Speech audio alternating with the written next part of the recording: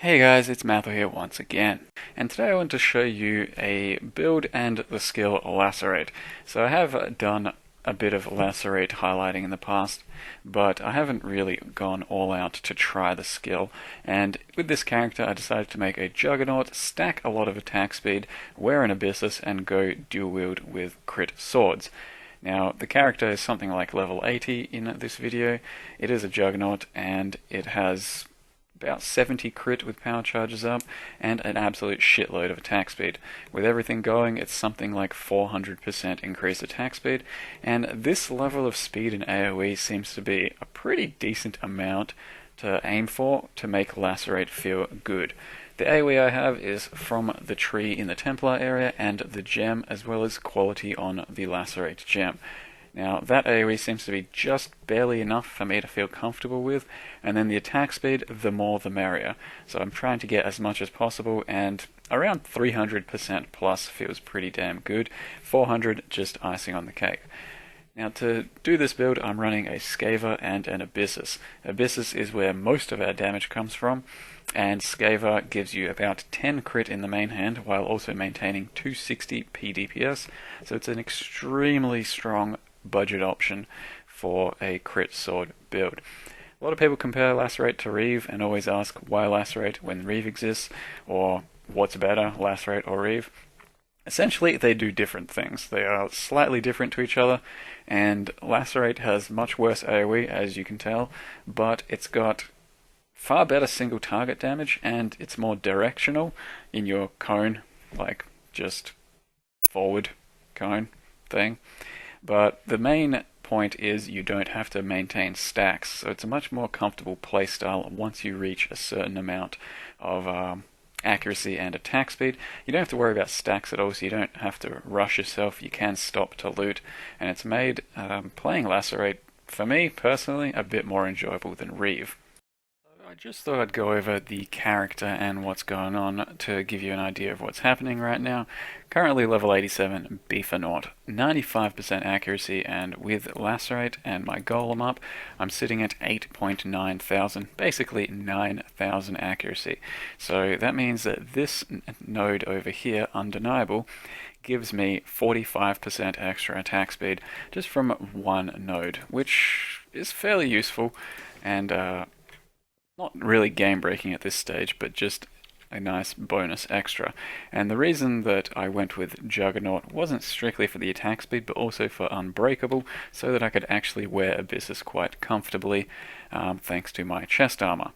So Unbreakable essentially negates the negative part of Abyssus for the most part, as well as that Unflinching and Unrelenting make it so you're immune to physical damage a lot of the time. You are threatened by physical damage, so Abyssus really is hardly noticeable at this level of life, attack speed, DPS, shattering, all that. Most of the time I will get 5 endurance charges whenever I get hit, because 20% chance on getting hit, you go straight up to 5 endurance charges. That's my maximum anyway. And then with my cast when damage taken setup, I get a free Immortal Coil from 5 seconds quite often, and for a few good seconds.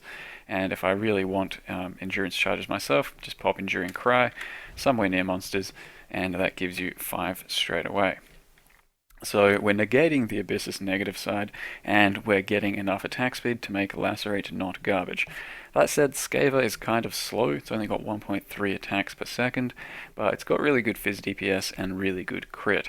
So 6 base there, and then an additional 76 when in main hand, which is quite a lot. Now I'm currently offhanding Death's Hand for the power charges and the Unholy Might. People say that you still attack with your offhand at the moment when using something like a Death's Hand in the offhand. I tried it out a lot personally, and I couldn't really tell. I used a level 1 mace and, doing no damage, and I still couldn't really tell.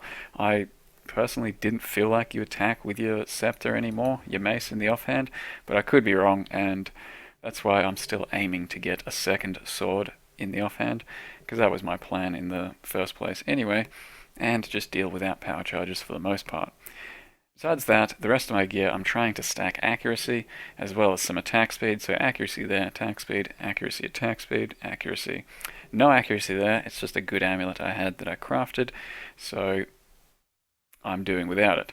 So as far as accuracy cap goes, I'm still missing 400 there, missing about 100 there, you can get about 50 there, and I don't have quite that much on the tree, so you could really, if you actually wanted to, you could go well beyond 9k. You could hit something like 12k pretty comfortably with a slight respec. But the tree right now for me looks like this, going down to Twin Towers, going over to Fatal Blade. Other important shit is just up here for the area nodes, disemboweling, and I went with precision, went with versatility, went with eagle eye. So I do have a decent amount of percent accuracy throughout the tree, but if you really want to go even further, you go down to these sword nodes and get 20% there, 10%, 10%, 12%, you can get another 15 there. So there's a lot more to scale if you really want to. It just kind of doesn't seem that worth it to go all out on it. This node over here seems more of an afterthought. If you can scale some accuracy and grab this node, then by all means do so, but it's by no means a requirement. You could also just go unstoppable for fuck knows what reason. Comfort, I guess. But I'm having fun with all my accuracy, and I think that's perfectly fine. Besides that, yeah, there's not much else to mention. Running Natsiri's Promise, Taste of Hate, a Lion's Roar, and a Diamond Flask, so that gets me much higher to my crit stages. Lion's Roar knocks things back. Taste of Hate, good defensive flask for your Abyssus and also offensive flask.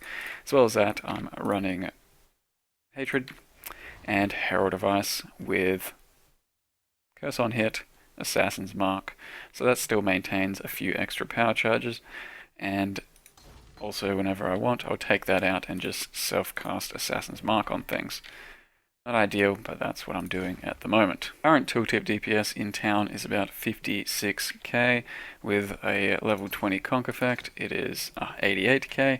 When fully buffed up, my area DPS goes up to about 150k, and conk will go up to about 200k. More even 250. But bear in mind that tooltip is basically doubled because you will hit twice with Lacerate, and that's not really factored into the tooltip. One thing I did forget to mention was the link setup, and for your main Lacerate setup, it's Lacerate, melee physical, increased area, fortify, multi-strike, and faster attacks. Now, if you can only get a 5 link, then you probably want to drop faster attacks, or maybe fortify if you can live without it. I'm currently going fortify because my damage is absolutely overkill, so I may as well be as safe as possible with perma fortify up. As you can see, this DPS is actually quite freaking absurd, and I do expect this to take down Abyssus, even without the use of the cheesiness that is currently poison, bleed, and all that for your Void Heart. I did originally plan to maybe try out Void Heart in this build, but once I saw my damage with just Abyssus and a Scaver, no real Void Heart necessary, I decided to try and stay away from it as much as possible. If you want, though, to get your maximum DPS, then fitting a Void Heart in is definitely going to increase your DPS, and it's a no-brainer.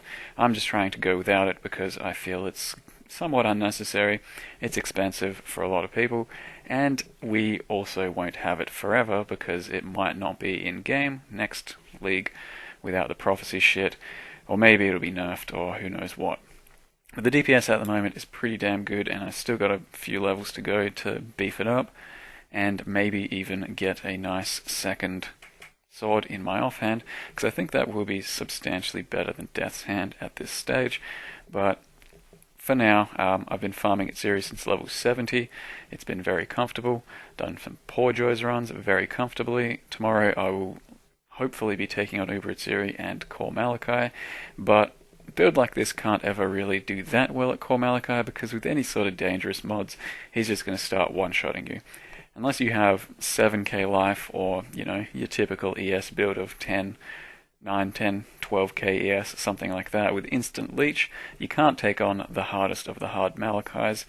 But that's not really a big deal for me. The point of the build was just to do some Lacerate and have some fun with a Juggernaut with some fast attack speeds and fast whirling, and see where this skill will take me. And for what it is, I'm actually very happy with it, and I'm more than happy to keep playing it for another day or two. It's been a very enjoyable experience, and it's a nice change from Reeve for this dual wield and sword sort of character. So once again, I'm Mathil, thanks for watching, and I'll see you guys next time.